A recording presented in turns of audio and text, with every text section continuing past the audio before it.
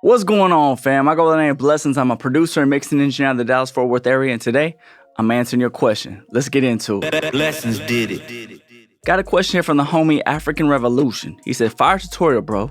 Could you make a video on the Dangerous Music 80 Plus? How you use in your session, how you got it hooked up to your Apollo interface. Thanks.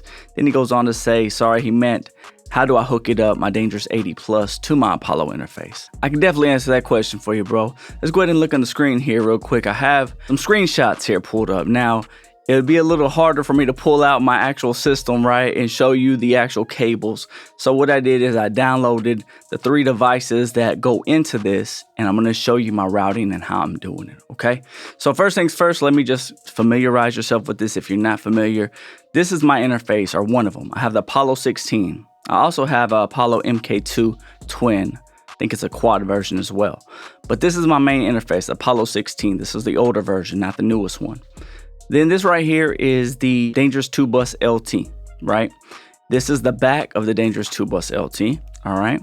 And this is where the question lies, right? The 80 Plus. This is the A to D converter, right? To get from analog back to digital, the conversion, right? To get that pristine conversion, or the mastering grade conversion is what they call it, okay? All right, so starting here on this Apollo interface, right? What I have is my line output, these DB25 cables, going from the output of 1 to 8 into the LT, right? So I'm going from the output of 1 to 8 because I only use the first 8 channels of this, right? I'm not using the full capacity, right? I think I've said that in one of my previous videos. And I'll link it up here just in case you haven't watched that. So from line output, I'm going here, I'm going in right here, which is the LT, right? From there, what I'm doing is I'm going out of the LT, the main out, okay? And I'm going into the input, the analog in of the 80 Plus, okay? So just so we're clear here, I'm going out the Apollo 16 into the LT, right? From the LT, I'm going back in. So basically, I'm getting that A to D conversion going back in from my summing unit, okay? Now, how do I get the sound back to my Apollo 16? Good question. I struggled with this for a moment. What I'm doing is I'm running these, and let me make this a little bigger so you can kind of see it. All right, so what I'm doing here is I'm going AES output 1 going to the AES input right here on my Apollo 16. All right, so it's one cable, but it's an AES cable.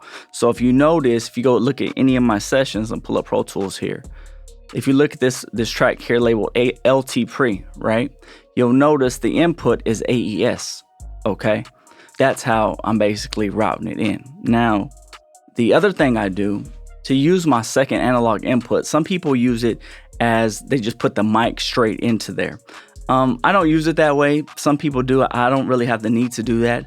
But what I do is remember I said I only use 1 through 8 on this 2 bus LT, right? I use this second analog input for my mastering chain. What I mean by that is what I do is I'll take 11 and 12 from right here on my interface, right? And I route that out directly into my 80 Plus, okay? And then the reason for that is, let's say I'm not doing any mixing, I'm just doing a mastering job, right?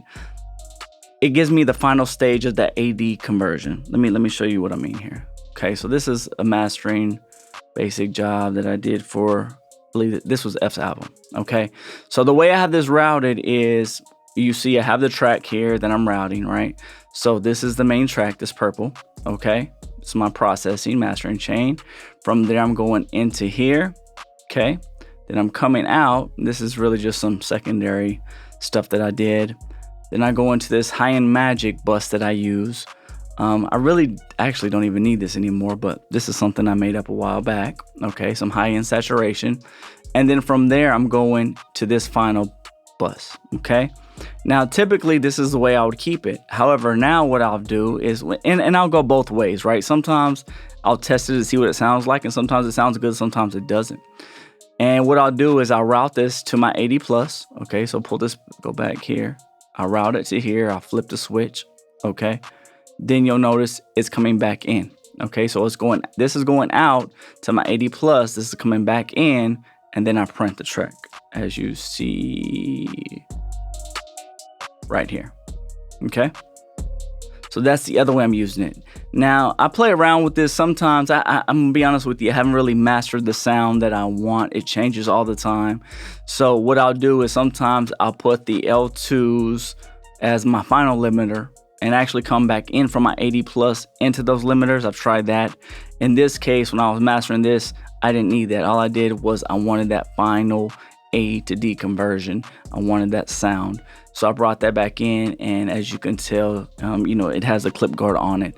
But just for streaming purposes, I went ahead and turned it down. And I'll just do that for my own protection when it comes to streaming services, just to turn that output down just a little bit. So that way, when it's converting to streaming platforms, there's no kind of clipping. I don't have to worry about that. All right. So hopefully that has answered your question. I know that was a lot of information, all transparency, just being as honest as possible as far as how I'm using it. Now, there might be better ways. And hey, if I don't know, I'm definitely open to knowing more. But yeah, that's how I'm using it. That's how it's been working for me. And all my sessions I run in 48. So 32, 48 is when I'm running. All right. If you have any other questions, definitely let me know. If I wasn't clear on anything, leave those comments below as well. And yeah, just hit me up with anything. I hope that helps. As you guys know, I go by the name Blessons. Remember to always, always, always trust your ears, and I'm out. Blessings did it.